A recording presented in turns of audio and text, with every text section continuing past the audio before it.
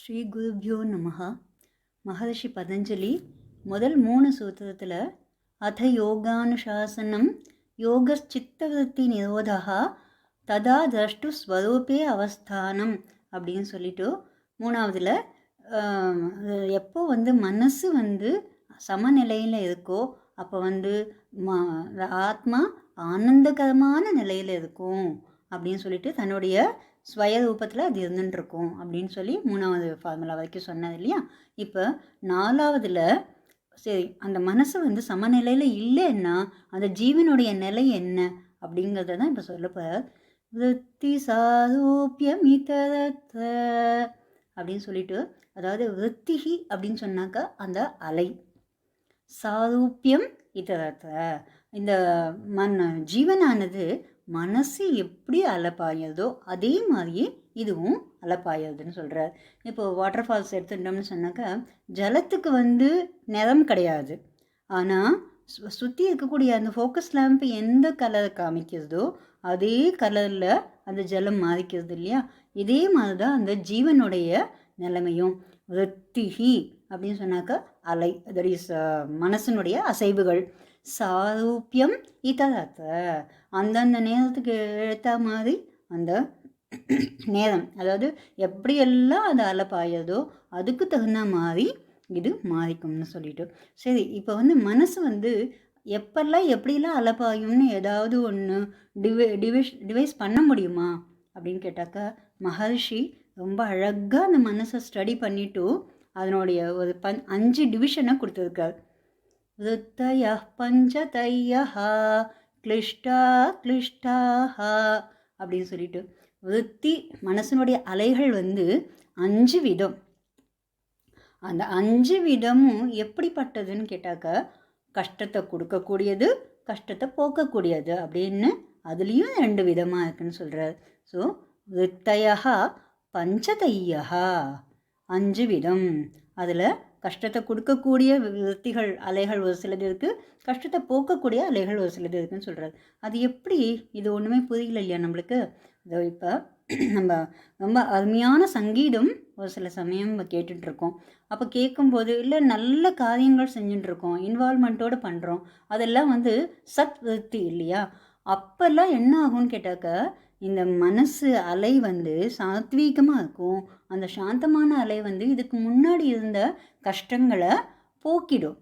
அதனால கஷ்டத்தை கொடுக்கக்கூடிய அலைகள் கோபமாக இருக்கும்போது, பரபரப்பாக இருக்கும்போது, தேவையில்லாத வேலையில் ஈடுபடும் போது இருந்துட்டுருக்கும்.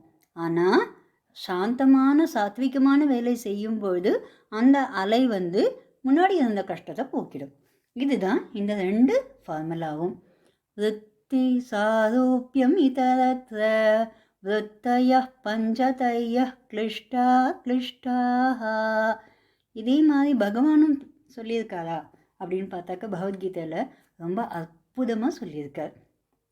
ஆக்சுவலாக மகர்ஷியோடைய பாஷை சூத்திர வடிவில் இருக்குது. பரமாத்மாவுடைய வாக்கியம் நம்மளுக்கு ப்ராக்டிக்கலாக நம்மளுக்கு ரொம்ப பிடிச்ச விதமாக இருந்துருக்கு. அப்படியே இந்த ஸ்லோகத்தில் 6வது அத்தியாயத்தில் 5வது ஸ்லோகம், அந்த ஸ்லோகத்தில் நமக்கு எப்படி பிடிக்குமோ அந்த பாஷையில் பகவான் சொல்லியிருக்கார். ஸ்ரீ பகவானுவாச்ச உத்தரேதாத்மனாத்மானம் நாத்மானம் அவசாதயேத் ஆத்மைவ ஹ்யாத்மனோ பந்துஹு ஆத்மைவ ரிபுராத்மனஹ அப்படின்னு சொல்லிட்டு அழகாக அந்த ஆத்மா ஆத்மா ஆத்மாங்கிற வார்த்தையை வச்சு ரொம்ப அழகாக போட்டிருக்க. இப்போ நம்ம ஏதாவது சுவாரஸ்யமான விஷயங்களை பற்றி பேச போகிறோம் அப்படின்னு சொன்னாலே நம்மளுடைய ஃப்ரெண்ட்ஸு இல்லை ரிலேஷன் அவளை பற்றி நம்ம பேசிகிட்டு இருப்போம் இல்லையா. அந்த மாதிரி பேச வச்சே பகவான் சொல்கிற, உனக்கு உண்மையான ஃப்ரெண்டு யாருங்கிறத நான் சொல்கிறேன் அப்படின்னு சொல்கிறார். இதே மாதிரி நம்மளுக்கு பிடிக்காத ஒரு சில விஷயங்களை பற்றி நம்ம பேசும்போது முதல்ல நம்மளுடைய எனிமையை பற்றி பேசுவோம். அதையும் பகவான் சொல்கிறார், உன்னுடைய எனிமை யாருங்கிறத நானே சொல்கிறேன் கேட்டுக்கோ. உனக்கு உண்மையான நண்பன் யார், உண்மையான பகைவன் யார், இது 2த்தையுமே நான் சொல்கிறேன், நீங்கள் வச்சு கேட்டுக்கோ அப்படின்னு சொல்லிட்டு, அது கேட்கறதுக்கு முன்னாடி உத்தரேத் ஆத்மனா ஆத்மானம், உன்னை நீ உயர்த்திக்கணும். எப்படி உயர்த்திக்க முடியும்? உன்னுடைய மனசனுடைய பலத்தினால உன்னை உயர்த்திக்கணும். ஆத்மனா ஆத்மானம் நாத்மானம் அவசாதையேத். தயவு செஞ்சு உன்னுடைய மனசனுடைய துர்பலத்தினால உன்னை தாழ்த்திக்காத. மனசில் ஒரு கோழைத்தனம் வந்துடும் இல்லையா, அப்படியே ஒரு பயம் வந்துடும் இல்லையா, அந்த மாதிரி அதாவது நல்ல காரியம் பண்ணுறதுக்கு பயம் வந்ததுன்னா அது கோழைத்தனம்னு அர்த்தம். அப்போ உன்னை நீ தாழ்த்தின்றுவ. அந்த மாதிரி தாழ்த்திக்காத.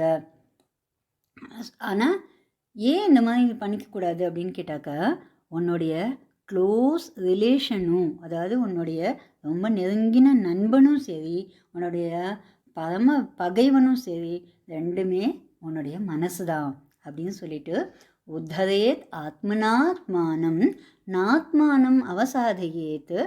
ஆத்மைவ ஹியாத்மனோ பந்துஹு ஆத்மைவ ரிபுர் ஆத்மனஹா. ஆத்மாதான், தட் இஸ் மனசு. ஆத்மாங்கிற வார்த்தைக்கு இங்கே 2-3 அர்த்தங்கள் உண்டு. முதல்ல உதரேத் ஆத்மனா ஆத்மானம், மனசுனால, மனசனுடைய பலத்தினால. ஆத்மானம்ங்கிறது நம்மளை, ஒரு ஆளை, ஒரு பர்சனை அப்படின்னு அர்த்தம். அடுத்தாப்புல அந்த மனசனுடைய துர்பலத்தினால ஆத்மானம், தன்னை கீழே ஆக்கிக்கக்கூடாதுன்னு சொல்லிட்டு. அதே மாதிரி ஆத்மைவஹி ஆத்மனோ பந்துஹு, இந்த இடத்துல முதல் வேர்டு ஆத்மாங்கிறது மனசு, அடுத்தாப்புல வர்றது ஜீவன். அந்த மனசுங்கிறது தான் அந்த ஜீவனுடைய நண்பன். அதே மாதிரி அந்த மனசுங்கிறது தான் ஜீவனுடைய பகைவனும். அதனால் நீ அதுக்கு தகுந்த மாதிரி நீ டிசைட் பண்ணி அந்த மனசை கண்ட்ரோலில் வச்சுக்கோ. அந்த மனசை மட்டும் பக்குவப்படுத்தாமல் விட்டுட்டேன்னு சொன்னால் அது உனக்கு எதிரி ஆகிடும் அப்படின்னு சொல்லிட்டு பரமாத்மா ரொம்ப அற்புதமாக சொல்லிகிட்டு இருக்கார்.